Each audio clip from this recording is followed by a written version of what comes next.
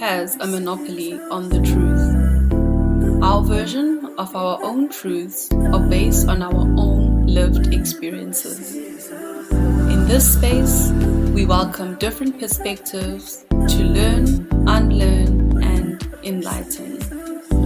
Welcome to The Lantern.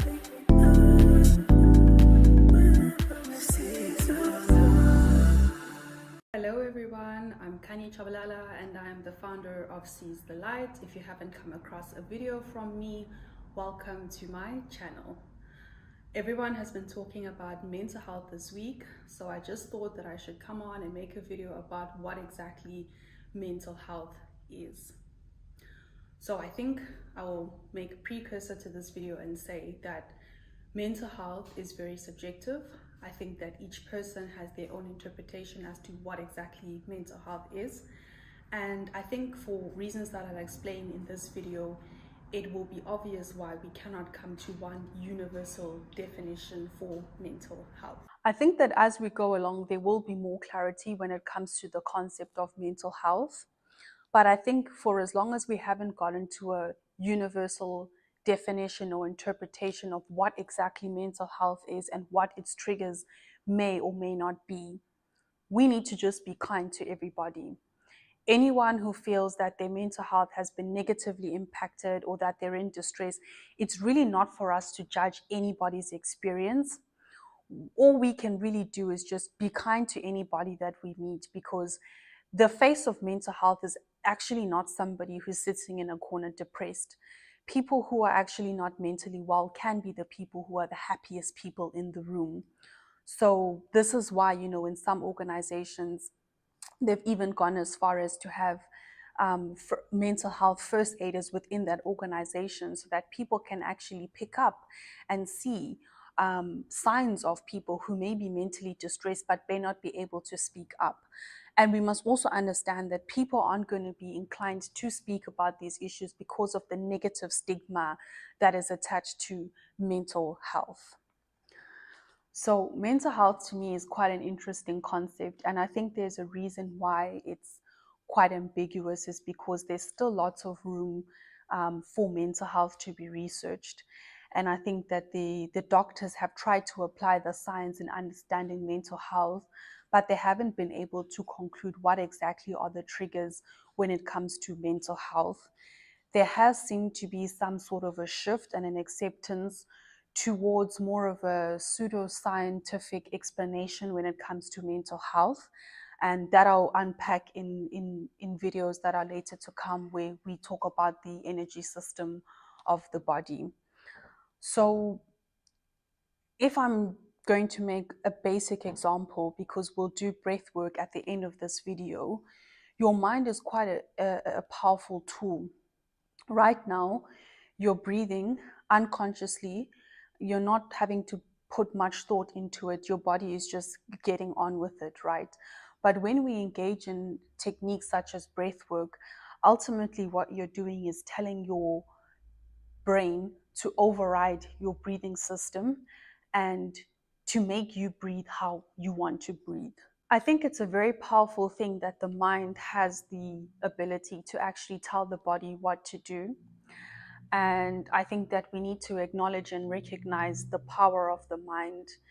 Sadhguru has actually said that, most of the mental health issues that are arising are self-induced, because it basically comes down to our own internal dialogue with ourselves. I'm not here to conclude whether he's right or wrong about that, but I think there does need to be some sort of acknowledgement that these things are dealt with at a psychological level and they go down to self. If we think about it, we would have, by the age of 7, we would have all gone to school to pursue some sort of academic qualification. There's systems, there's curricula, there's teachers. There are so many things in place to develop our academic intellect, right?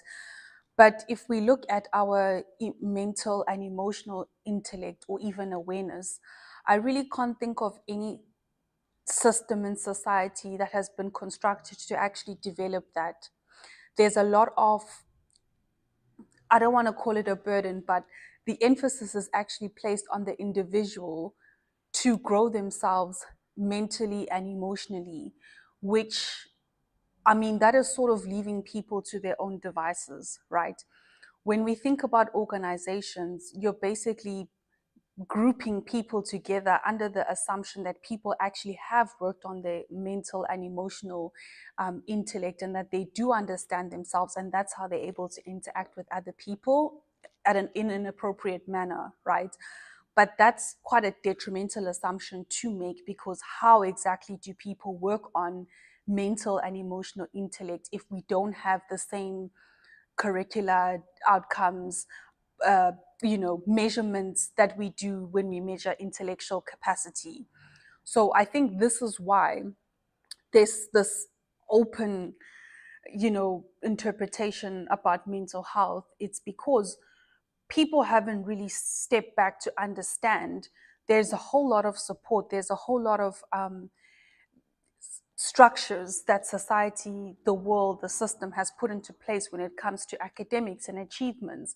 But when it actually comes to the softer side and the softer skills, there's not equal level of investment. If we think about organizations, for example, it's only those who are at senior management who are actually sent off to these courses on emotional intelligence, and then, fostering some sort of mindset or understanding about these concepts. But where does that leave everybody else, in that organization? And organizations will obviously say yes, but they provide support to the employees because they've got, the wellness benefits, and employees can tap into that. They've got access to therapists and so on and so forth. But I think that still doesn't go down to the crux of the matter. It doesn't really address the real problem in people actually don't understand themselves. So if people have a lack of understanding within themselves, they don't even know what help they're seeking. To be very honest, I think that people are sort of left stabbing in the dark. And I think anybody who's put their hand up for mental health support has probably found themselves in that boat, where they've probably been referred to, traditional routes, psychologists or psychiatrists, therapists, whatever it's going to be. Whereas that doesn't necessarily guarantee that that is actually the correct remedial or restorative practice that that individual actually needs to overcome the psychological barrier towards their mental health. So, yeah, I think there's still a lot of work that needs to be done. But until that work is done, our job is just to try and understand people as much as we can. But in order to understand people, we need to understand ourselves. And in order to understand ourselves, we need to be grounded in mindfulness. There is no other practice where you will actually begin to understand yourself and your body and your own emotions other than mindfulness. And this is why I'm a huge advocate for mindfulness, because again, when people are talking mental health, but mental health is the fountain from which all other aspects of your health are actually flowing from. So I think it's important to realize that and acknowledge that. And we will never get to one universal definition for mental health because of the mind controls the whole body. Interestingly for me, when I was doing a first aid course, doctors will declare a patient brain dead, but the heart is still beating. And what exactly is telling the heart to beat? It's actually the brain. So for as long as we still have this ambiguity, as when it comes to science and anything that's pseudoscience or beyond the science, as we'd like to call it in holistic wellness, I think that we should just all be kind, and we should just all look inwards and do that internal work. Um, of course, we're making great strides as people to better understand these issues and to accommodate people even in the workplace. But I think that there's still a long way to go. And we need to just all take responsibility for ourselves and play our part in understanding ourselves, in managing our own emotions, so that we're not bleeding over the people that we meet, because we will be doing these things unconsciously. And as I say, schools and organizations, they don't really have the systems in place to teach people. And the responsibility and the onus does rest on schools and organizations, because this is where people actually spend the majority of their time. We cannot just say that that is something that the parents should be teaching because, kids are not with their parents. And then once they become adults, they go to work, they're under the custodianship of that organization. So this is why organizations and schools actually have a bigger role to play. And if these things can be embedded into the schooling system and into the workplace systems, this is how society will be able to transform itself.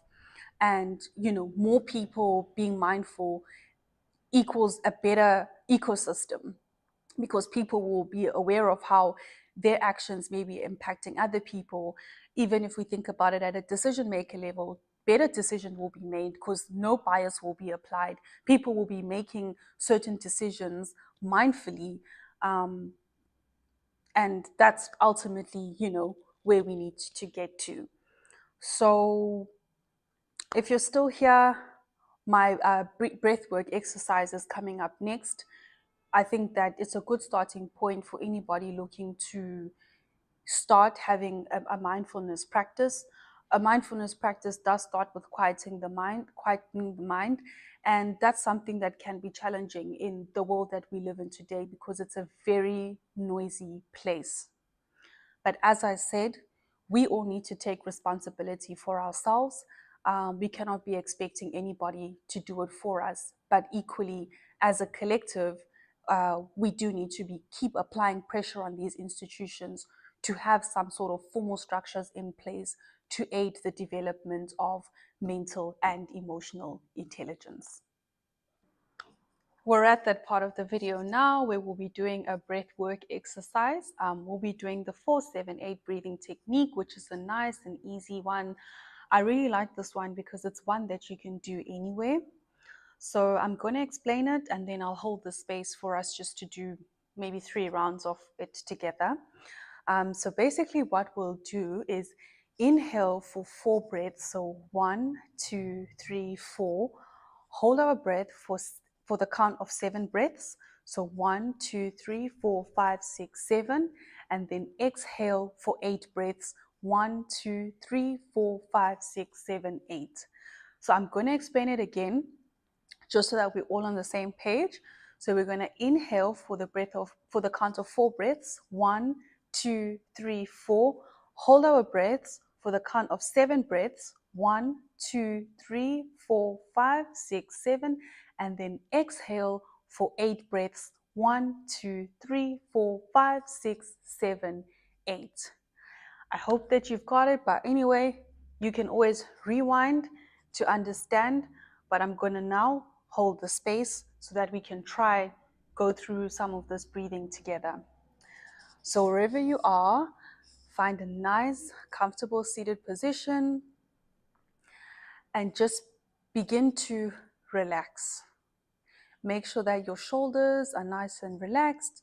You can have your hands just on your legs or resting at the sides of you. You can turn your palms up to face the sky. You can keep them in your lap, whatever feels comfortable for you. You can just do that.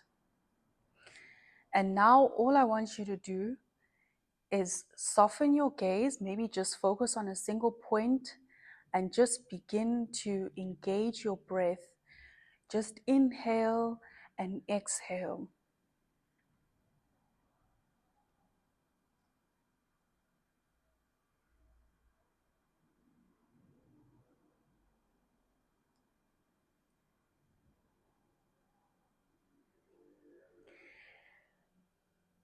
And now with every inhale and every exhale,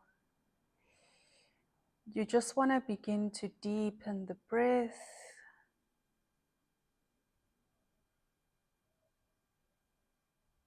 Trying to fill up as much as you can.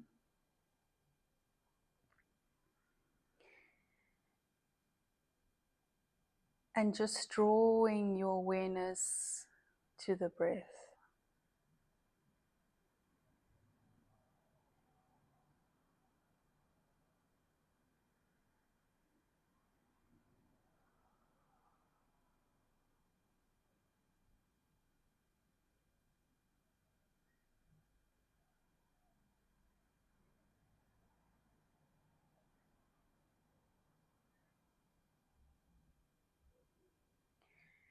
And then when you're ready, you can just begin to soften your gaze. If you feel comfortable, you can gently just close the eyes.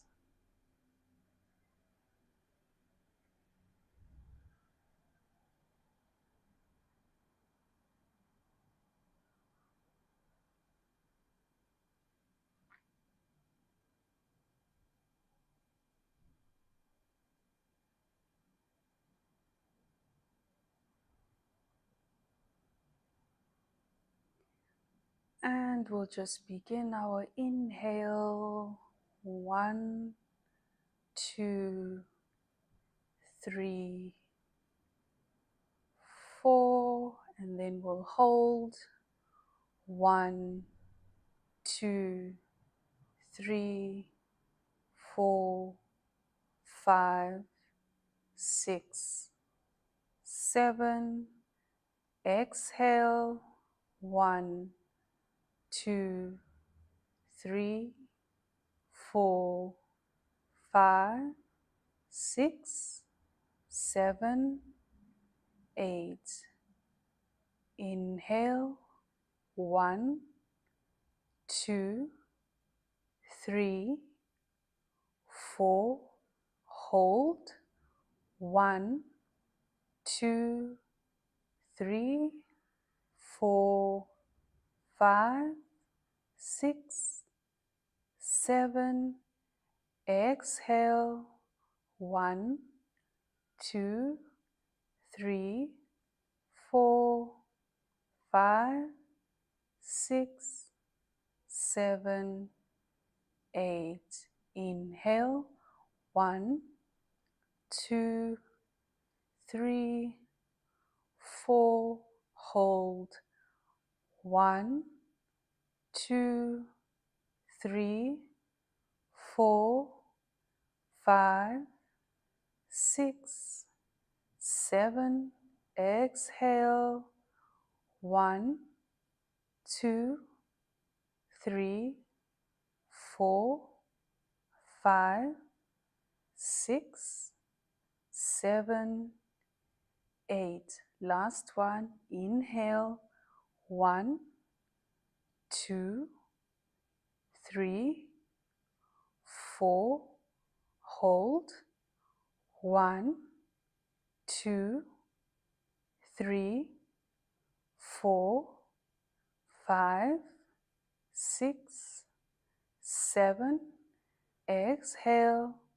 1, 2, 3, 4, 5, 6, 7, 8. Bonus if you want to. 1, 2, 3, 4. Hold. 1, 2, 3, 4, 5, 6, 7. Exhale.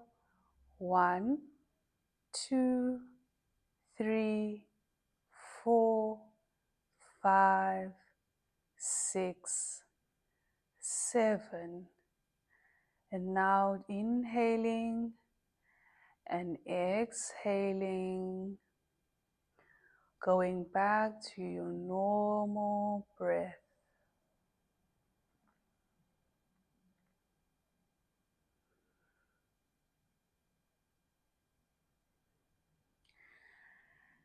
And just observing how you feel. Hopefully you feel a bit lighter.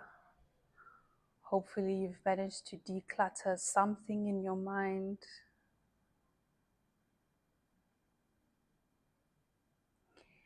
And now wherever your gaze is, maybe the eyes are closed, just begin to blink the eyes gently, opening the eyes, coming back to the body.